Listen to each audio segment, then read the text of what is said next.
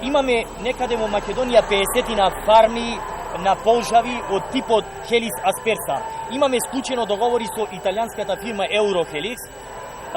Гарантиран е откупот, цената е добра, од 4 до 5 евра по килограм. Интересот на граѓаните од Македонија и на граѓаните Охрид е голем за одгледување на фармерско одгледување на полжави, но се испрачи една невидена пречка што не сопна, што не стопира оваа година. Имено и покрај сите прибавени документи од министерствата, од дирекцијата за храна, од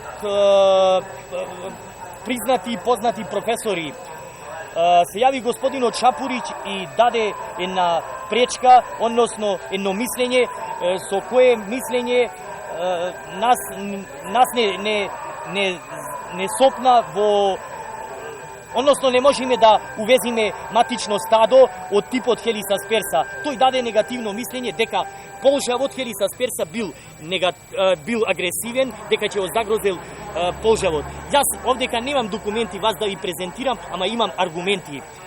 Полжавот Helix aspersa се одгледува во цела Европска Унија, се одгледува цел Балкан, Грција, Бугарија, Албанија, се одгледува цела Латинска Америка.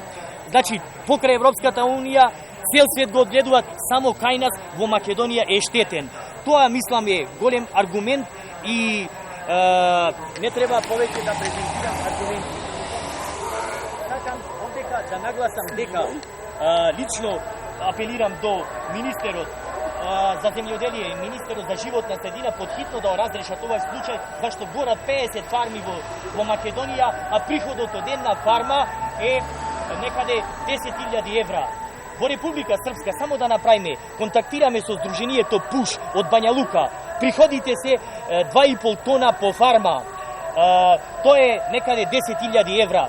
Господава, зборуваат за развој, зборуваат за инвестиции, зборуваат за продуктивност, за отворање на работни места. Во пракса прават друго. Тие не сакаат да имаат развој, тие обратно прават од она што зборуваат. Затоа мислам дека треба подхитно да го разгледаат овие две министерства и лично премиерот да дадат дозвола за увоз на Helix aspersa, да ги заживееме 50 на фарми на ниво на Македонија. Проектот со поцинкуван лим, 2000 метра квадратни оградени со поцинкуван лим. Внатре имам 12 леи. Леите се со мрежа, Helitex мрежа специјална која не дозволува излегување на полжавите од фармата. Имаат джепови специјални, така да немат шанси полжав да излези надвор. Внатре храна за полжавите е посадена зелка, салата, блитва, средина сончоглед и еден вид бела детелина. Значи, полжавот се храни, екзистират на ова посадена храна.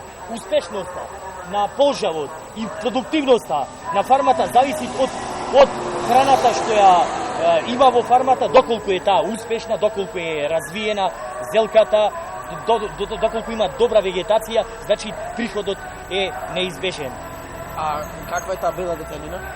Бела детелина, да, имат и кај нас во Македонија, обична бела детелина, народно ја вика 3-годишна детелина.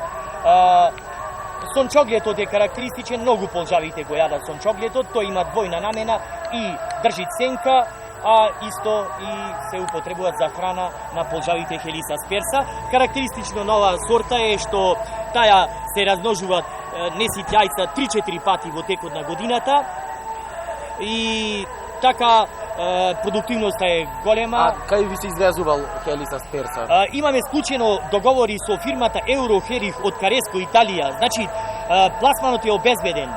Нема директно обезбеден пласман со Eurohelix, односно со Европската Унија.